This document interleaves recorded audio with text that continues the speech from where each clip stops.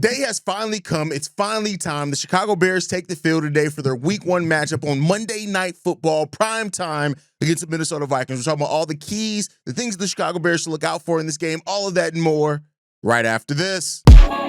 You are now tuned in to Chicago Bears Central, your number one place for all Chicago Bears news and content.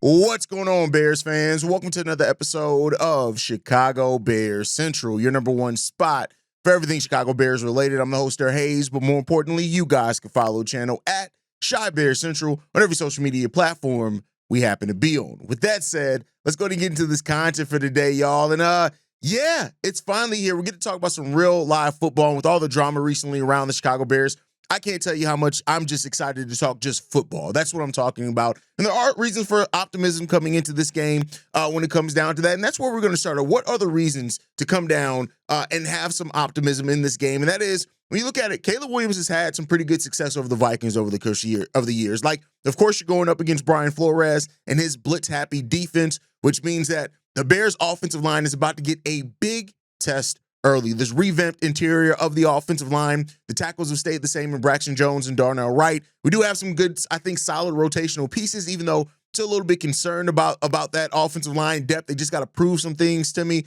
But when you look at it as well, man, the Chicago Bears have, Caleb Williams has played pretty good against the Minnesota Vikings over the two times that he has played that time. He was sacked 5 times in his 2 meetings against the Minnesota Vikings, which, it is what it is. It was 2 separate complete coaching staffs over that time. But I think overall, Caleb Williams has played pretty well against the Vikings. And so, again, different team. Every year it's its own story, but I think you have that to look into it.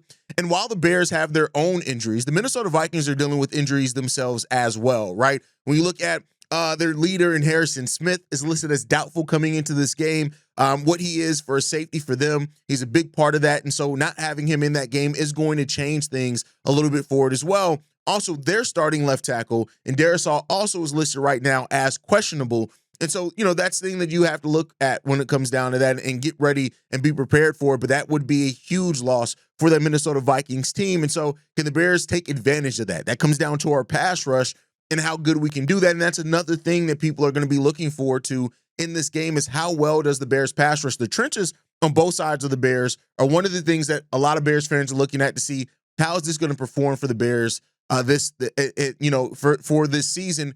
This is a big sign for that. So the trenches work today is going to be really important, I think, for the Chicago Bears. And then we talk about Caleb Williams' success against the Minnesota Vikings. Let's also not forget to look at the fact that Ben Johnson against Brian Flores has a 4-0 record when it comes down to that. Now, that's with Ben Johnson's time, of course, with the Detroit Lions and Flores as the Vikings defensive coordinator, 4 games against that. The Lions averaged 31 points per game. So now Johnson is coming in, of course, looking to build off some of that success he had with its old team and use some of that to build off with what this team can do. So we'll see what the Bears can do into that, man. It's going to be a tough game for the Bears. And I think some of the things that the Bears are going to have to do early on in this game is keep it simple. And I think that you're going to see, some quick throws in there for Caleb Williams. You're going to see a lot of the 12-man personnel. You're going to see the Bears, put that up-tempo offense that they like, that they've already said that they see that that's something that benefits Caleb Williams. That's something that he performs better in, is that more up-tempo. The pace of the offense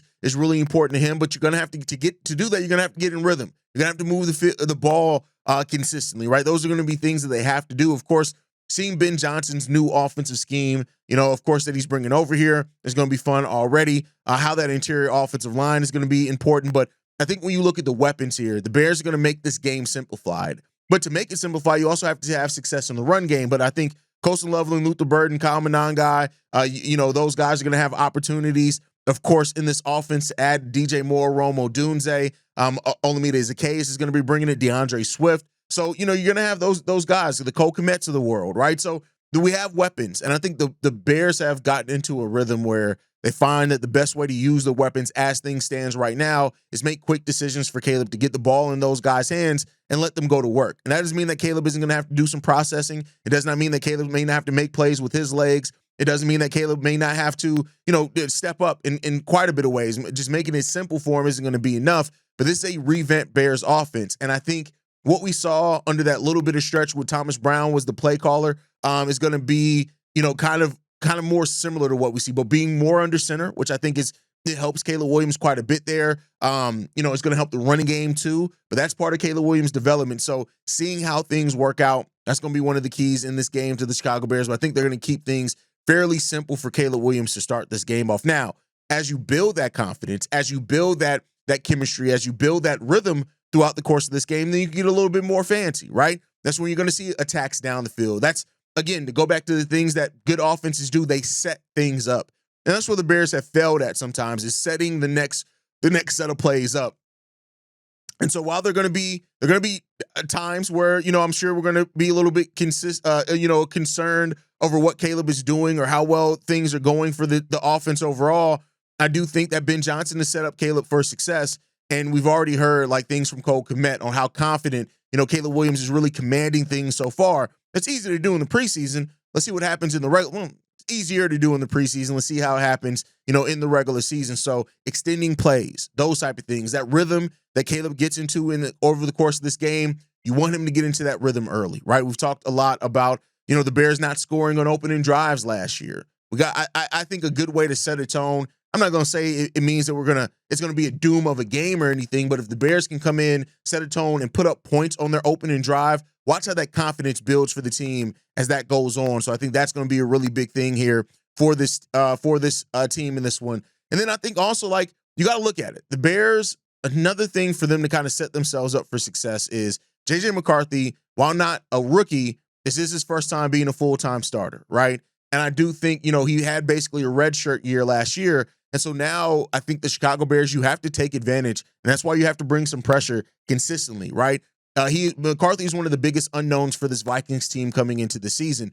If the Bears can get consistent pressure on him, make him uncomfortable, that's going to be, big, I think, to help kind of throw him off early. So the Vikings have a number of rookies as well that you want to take advantage of that on the offensive side of the ball. And so that's up to Dennis Allen. I know we're missing some players. Nothing can take away from the fact that we're missing players, but you got to have the next man up. And one thing Bobby said on yesterday's live stream that I think really resonated is that you can scheme for injuries, meaning that, while you can't overcome some things with individual one-on-one talent, you can try to overcome that with how you scheme things. And Dennis Allen is going to have to do a hell of a coaching job today. You're going to have to throw everything possible to confuse J.J. McCarthy. So while we're talking about things that Dennis Allen likes to do, like throw the different defensive backs out there, blitz on non-traditional blitz downs, right? Show blitz, but don't go into blitz, go in, the coverage, those type of things. That's what you want to see from him in this one. But also left guard Donovan Jackson, who I would have loved to be here. But left guard Donovan Jackson is another guy who,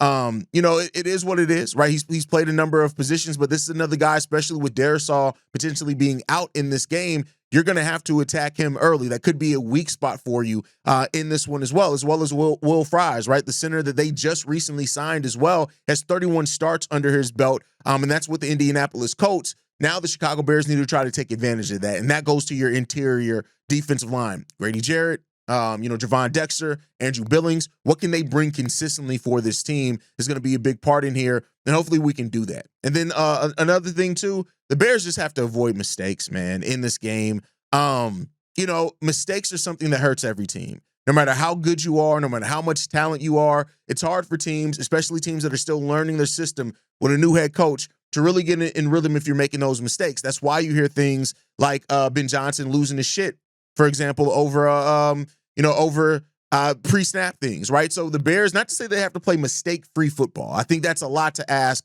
for any NFL team, but they have to mitigate the mistakes. You cannot make a lot of mistakes in here. And so, that whether that's penalties, whether that's, pre-snap things, whether that's overplaying some plays or whatever it comes down to, you got to come in here and you got to make plays. You got to avoid mistakes, especially in the kicking game as well, right? Velus Jones not here. We don't have Dropsy Jones here anymore. So hopefully that ends up not even being a thing. But you know what? Devin Duvernay in that kick return game, like, that's going to be an important part of what the Bears do right now. And I think also, like, having a guy like Torrey Taylor. I know, like, C-Dub doesn't like to bring up kickers and punters and things like that, but, like, the Bears, every drive is not going to go well for the Bears, right? And I think special teams has to be an actual weapon for this Bears team. And I've talked about that, right? What you brought in Devin Duvernay and what he can do special teams wise, hopefully JP Richardson eventually comes in and can make his impact on that as well over the course of the season. But I think that breeds an opportunity when you have your kickers playing well, right? As far as what Torrey Taylor's able to do, as far as punting and pinning and flipping the field, but then also your special teams and your return men, right? You have to have those guys locked in. They have to be ready to go, because everything that we get, if we can avoid making mistakes, and if we do have a drive that stalls or a drive that goes too far on the defensive side of the ball to where we can't get stops, the special teams comes a bigger part of that. And, hopefully that could be another weapon for this Bears team. I know that, this new coaching staff wanted every facet of the game to be solid and to be something that you can bet on to do their damn jobs. And those are where it separates sometimes the good teams for teams that, can be great or have the potential to look great at times. And so that's what the Bears have to do. And, overall, while I'm not doing our score predictions, we'll do that once we are all here as a squad and we're all talking about things that the Bears can do. But I think, the Bears having a solid opening drive got to be one of the things there. If you can score, put up points on that opening drive, I would love for the Bears to be able to score a touchdown on that opening drive. But if you could just put up points on that, that'd be a really good thing also in this game. And I think Cole Kmet, I get it, Colston Loveland's a shining new toy, and I'm not saying that he isn't going to have his fair share of targets. He's a great route runner, great body control as well. But I think Cole Kmet is going to be this. Look out for him. He's going to start off this year, I think, really hot. And then, of course, I think it's going to even out where kind of everybody's kind of an equal weapon when it comes down to it. But I think Cole Kmet, especially if the Bears can get in the red zone, is going to be a really big target for the Bears. And I do think that with what we have on the outside in our wide receivers and what Colston Loveland is as a route runner and how you have to play him to possibly to basically do wide receiver type routes rather than just be in the middle of the field, is going to open up Cole Kmet to have a pretty big season this year. And I think watch out for Cole Kmet in this game to be a big weapon for the Bears, especially attacking that middle of the field. Now, Cole Kmet, he can't be taken down. And I want to see Cole Kmet use his strength, use that big body that he has to go over some of the smaller cornerbacks. Make teams pay for putting some of the smaller cornerbacks on you, which is something that he has not really, done a great job at. Some of it has been a little bit overblown, but he hasn't done the most amazing job at that. I want to see Cole Kmet truck a motherfucker. I mean, just to be 100% frank on you, I want to see Cole Kmet run the fuck over somebody. Like, you were built literally like a bear. Run the fuck over somebody. That's what I want to see for him. I think Cole Kmet is shaped up for a big season.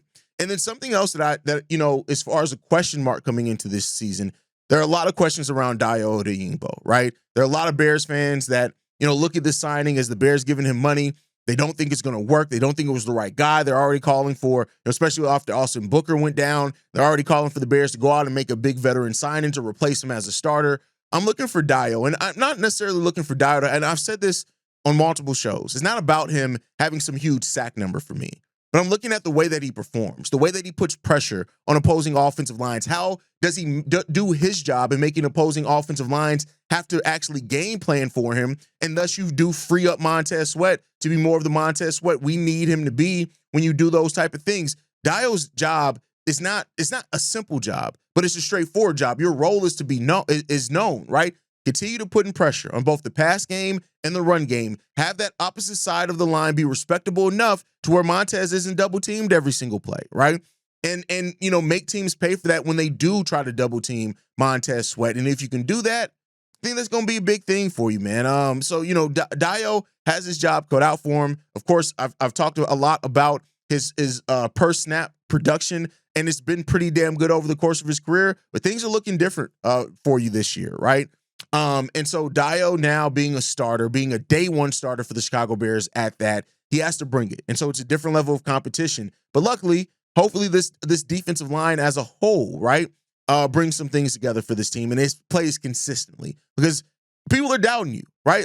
I think that in the Bears pass rush should take that personally. is the fact that people are looking at this pass rush. Bears fans are looking at this pass rush and asking, do we have enough here? Should we even feel confident in what they're bringing here in this pass rush? And so, use that as a bulletin board type topic for you. Get your shit together, get out there and get it done. And let's see what the Bears can do this season with that pass rush. Lastly, the secondary.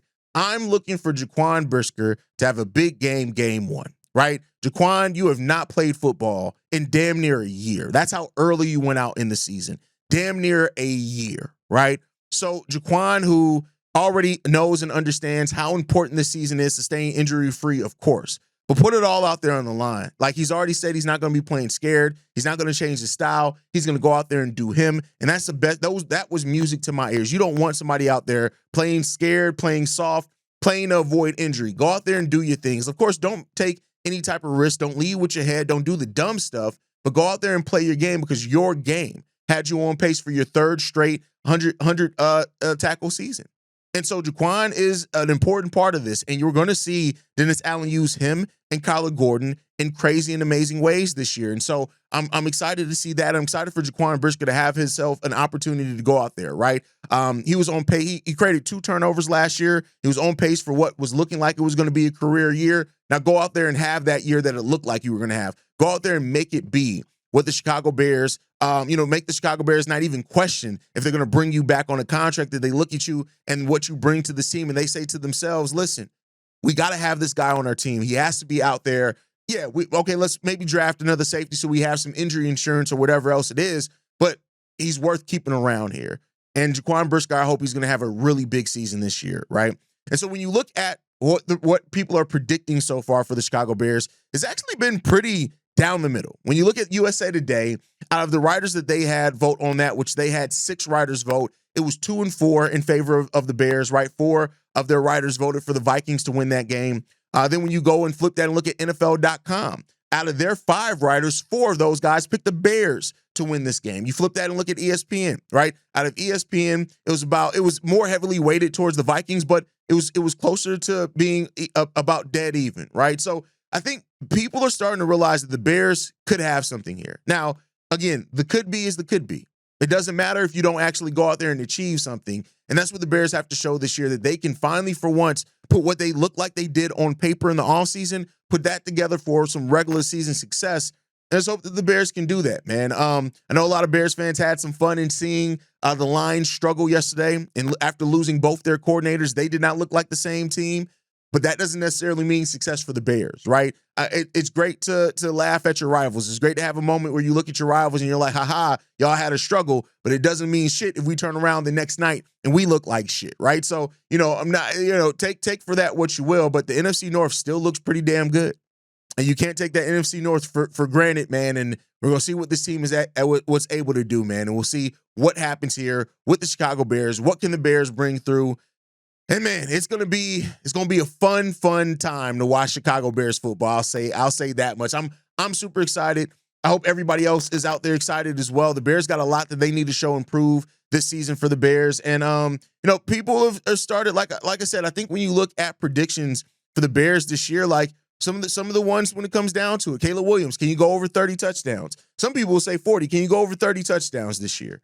Right? And that's something that I hope that Caleb Williams does. Like we saw last year, Caleb Williams, the interception to touchdown ratio was really good, but he had that stretch of not throwing interceptions, but he was playing to that. I want to see Caleb Williams go out there and have 4,000 yards and 30 touchdowns, and I want to see us win some damn football games, right? So Caleb Williams, when you look at it, the Bears' offense was not good last season. The Bears had we were last in the NFL with 284.6 yards per game as an offense. We got to be better than that. We have to be better than that this season, and you brought in a guy like Ben Johnson to help make you better than that. But we got the things. I think Caleb Williams can have an over 30 touchdown season. Rome Odunze can have an over 1,000-yard receiving season. We've heard that the chemistry between him and the Chicago Bears, and Caleb Williams has been really good. We didn't get to see a whole lot of that in the preseason, and that could be because that Ben Johnson doesn't want teams to be able to scheme and prepare for it. So, there is some gamemanship, I think, finally going on here with the Chicago Bears and what they feel like they have here. And I think this coaching staff is really focused in on what they could be. This coaching staff, we have a coaching staff now that seems like they got their shit together. And that's a lot more than what we've been able to say for the Bears over the last few years. And thus, I've hesitated to say this. I do think the Bears are going to contend for a wild card spot this year. I get it where a lot of Bears fans, they look at things like you change your offensive line, you change your head coach. And historically, when you look at major changes to your offensive line, when you change, more than 2 starters on your offensive line and have a new head coach, typically those teams either get off to a very slow start or they don't have a great first season. No matter how good things look, they don't have a good a season in win-loss. The Bears need to buck that trend. I want the Bears to be at least 8-9 this year. I think if you walk away with the season winning more games than you lost, right? And if you're contending for a wild card spot in that time, no matter where that has you in the NFC North, whatever it comes down to, that to me is a sign that the Bears are going in the right direction. It's not going to silence all the doubters. No, it's not, right? And for a lot of those guys, it won't be until the Bears are in a playoff game and win a playoff game at that, right? That's what some people are going to need before they really change from pessimism to optimism. But the Bears have their job cut out for them today.